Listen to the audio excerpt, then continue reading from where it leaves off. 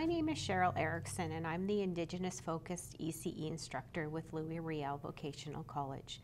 Today in Child and Family Diversity, we're going to review Chapter 9. And the discussion of Chapter 9 will be working with families on addressing feelings and problem solving.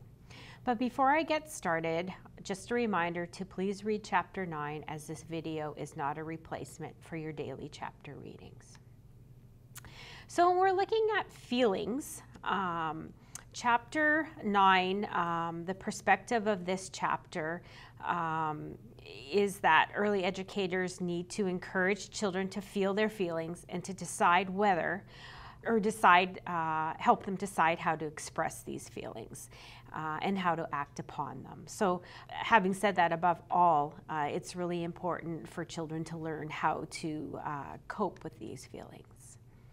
And so regarding feelings and related to social emotional development, children need to learn how to accept their feelings, to sort them out.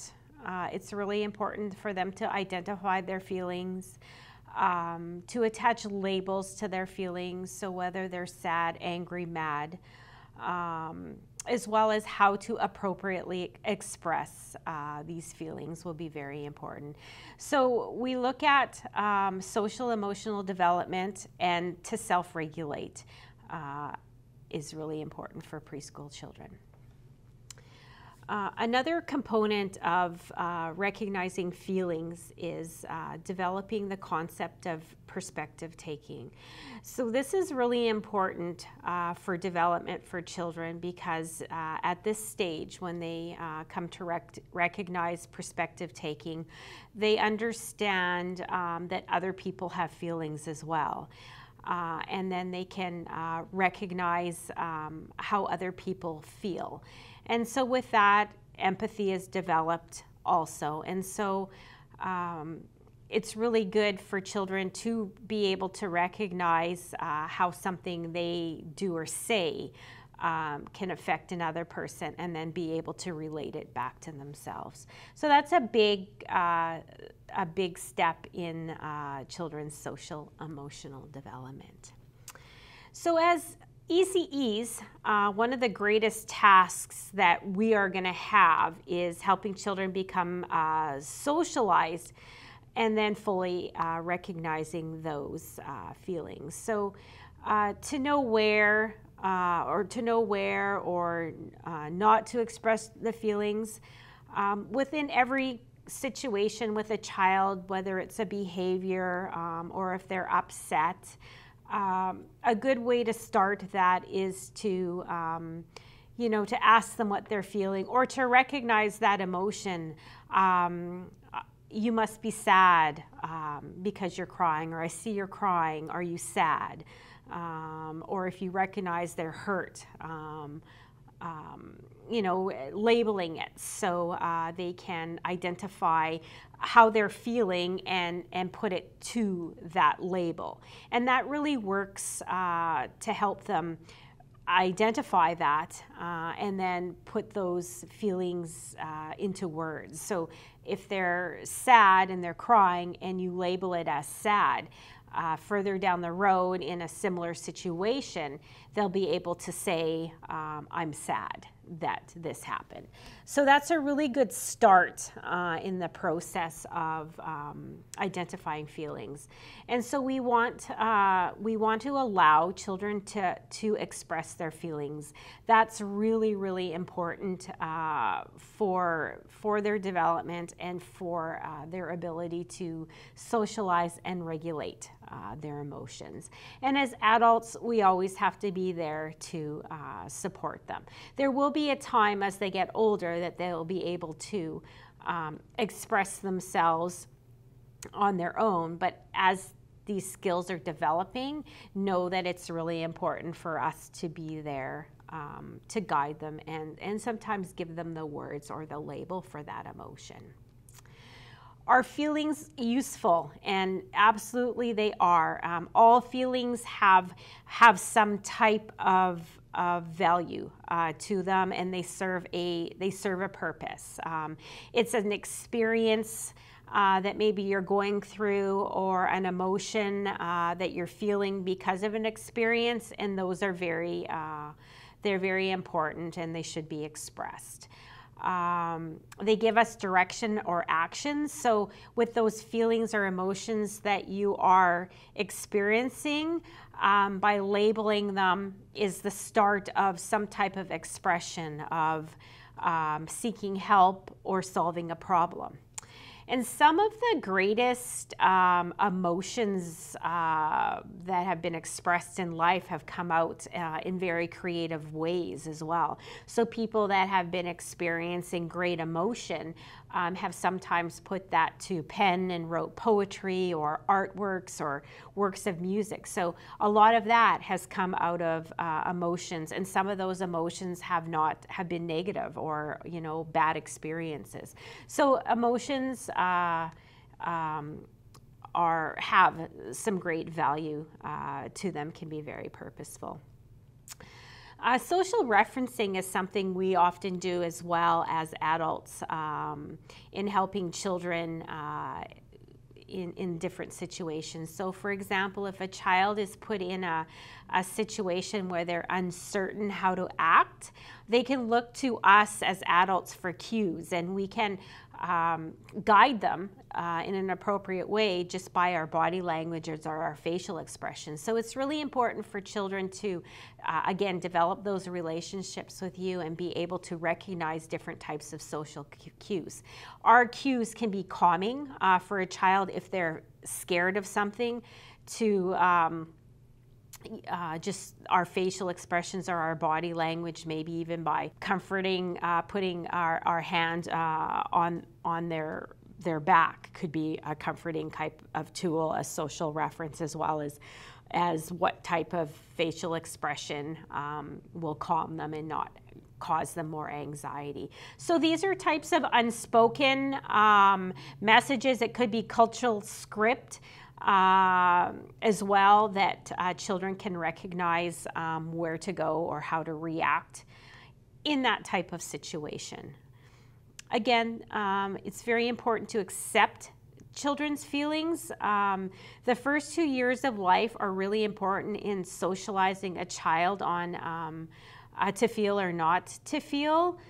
And again, you know, those first 2 years of life are, there's major growth and development. And so emotionally, we want to start that child off on the right foot. And we often do that in infancy when we're trying to figure out and understand what a child needs when they're nonverbal. And so we're already starting to label. Are you crying because you're hungry?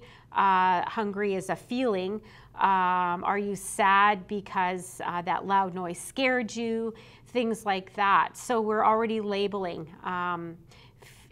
some emotions and some feelings that they'll be able to start being more verbal about and maybe recognize as they get a little bit older.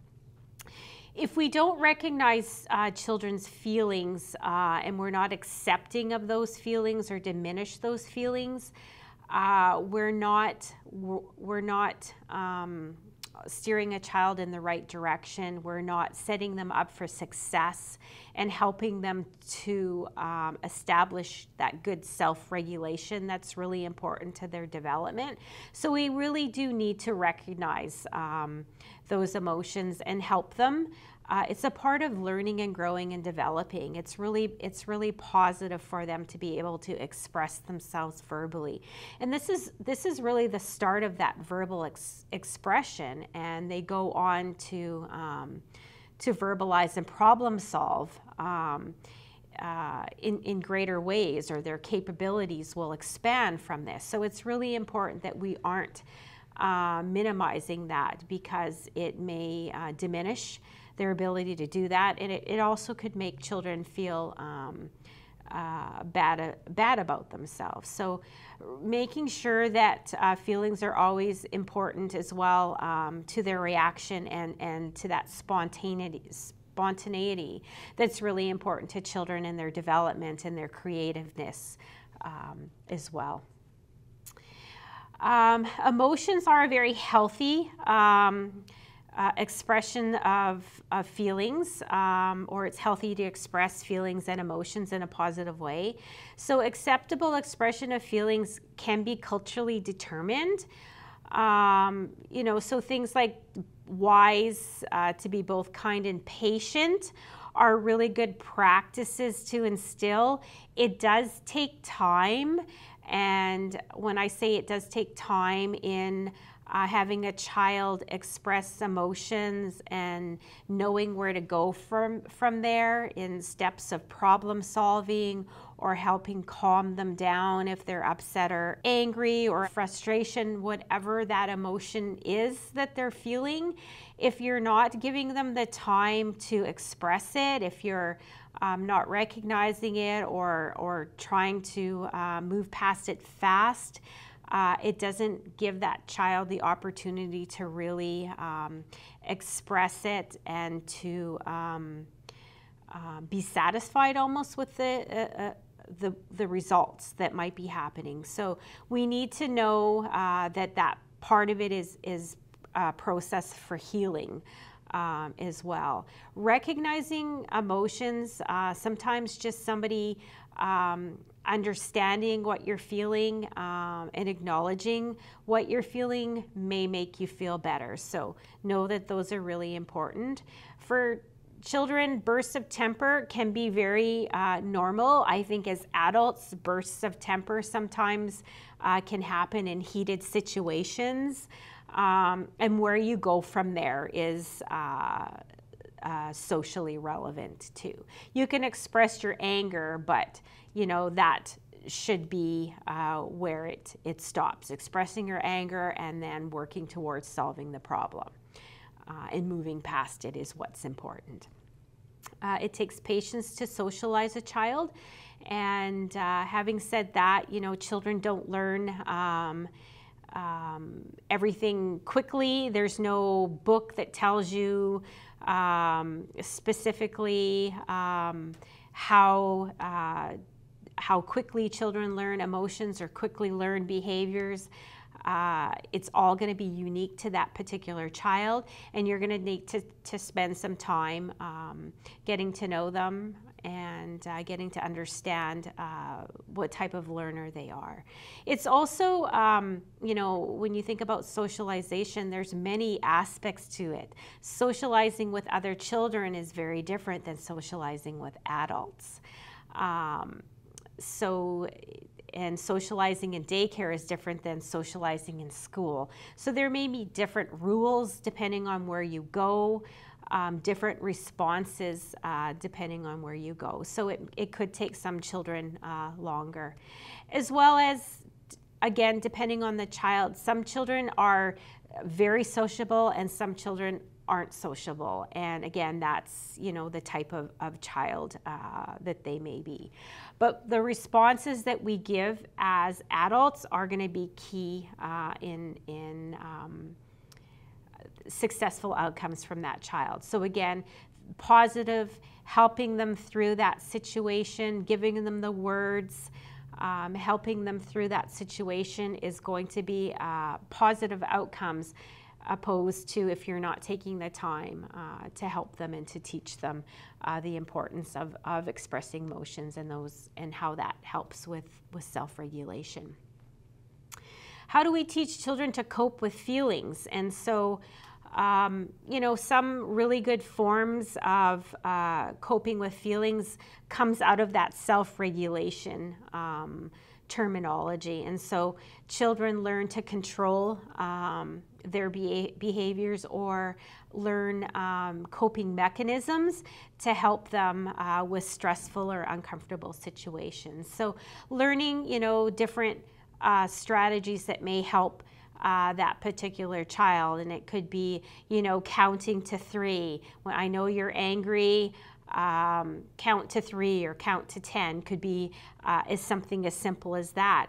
And other children develop some coping mechanisms on their own, such as thumb sucking or a security type of blanket or toy that calms them when they get upset or agitated. Children do learn certain things through play. A lot of social referencing comes through play. You learn about the world through play, through role playing. So things can come out of just regular free play in terms of how coping with feelings works. And that could be just in a role play situation with a friend, and a friend expressing something and how and what they did when that situation occurred, that gives a good gives their friends ideas on what they could do when that happens. So expressing feelings is very important. Anger can be useful. It's better to express anger than to bottle it up. More positive things could come out of not bottling it up and blowing, and just saying how you feel, and let's find a solution to that particular situation.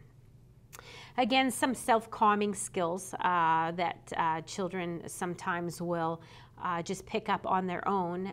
They practice these skills, or something happens and they choose one of these behaviors to calm themselves, and it's just a natural process. And so it could be thumb sucking, it could be a comfort toy.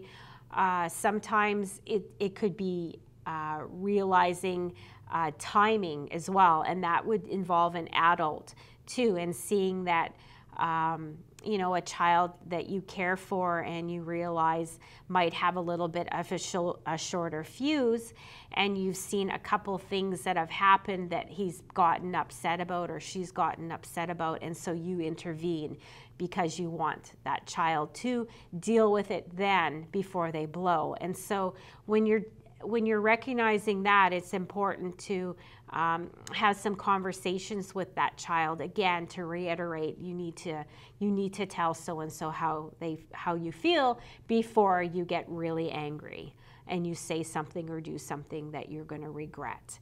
And always, be on hand to help. We need to really be involved with children, interact with them during free play, and teach them these types of processes. And that's just by guiding them in play and giving them the words and the tools they need to be successful. How can children learn coping during pretend play? And again, play is really an opportunity to learn about the world around you, as well as often it's an avenue to express feelings or things that are perhaps upsetting or bothering you. You almost work out those situations through play. It's like a trial and error. So they can practice emotions.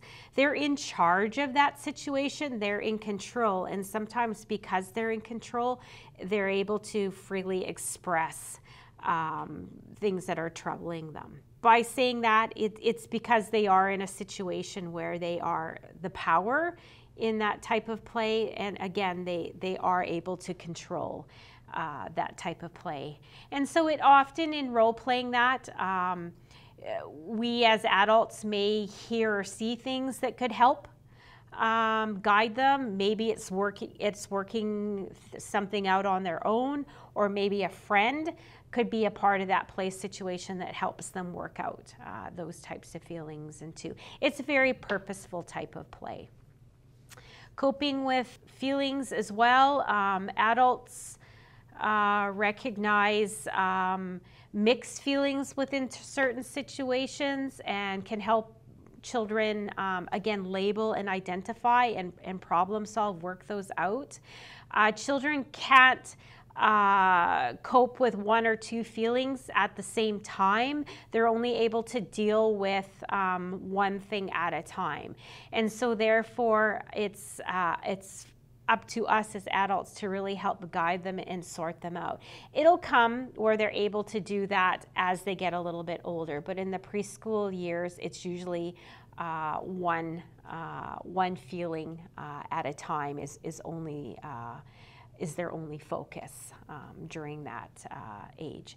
2 simultaneous feelings is far too difficult for them. How do we help children cope with fear as adults in the early learning environment? Just taking the time to listen to the child and know that those fears are serious.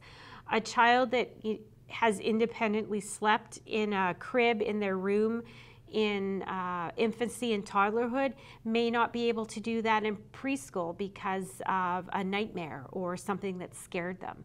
So know that, you know, those feelings are very relevant, and things that you may be able to cope with during the day when you're at your best, you may not be able to cope with at night when you're trying to fall asleep, or during the night when you're tired and you're just not at your best. You're not able to deal with it.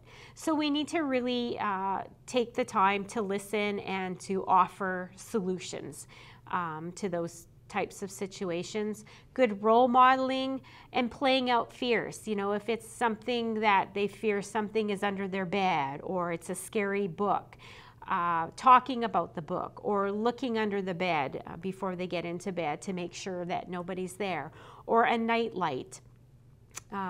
Things like that really make the child feel a little bit more comfortable about that type of situation.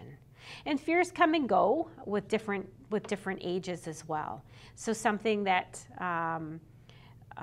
might not have ever been a fear, all of a sudden is. And we need to recognize that those feelings are real. How do we help children cope with anger? Sometimes anger carries good, clean, strong energy.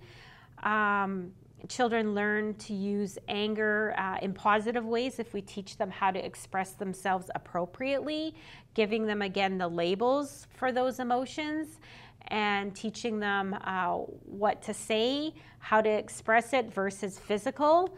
Anger can be a protective factor for children.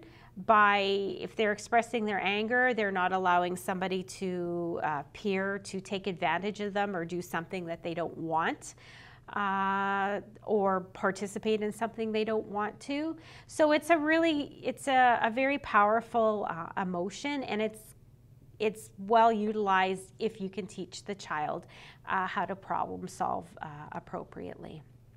So that does conclude Chapter 9 of Child and Family Diversity. Please do see your instructor if you have any questions regarding Chapter 9, or just check in to make sure you haven't missed any assignments or handouts pertaining to this chapter.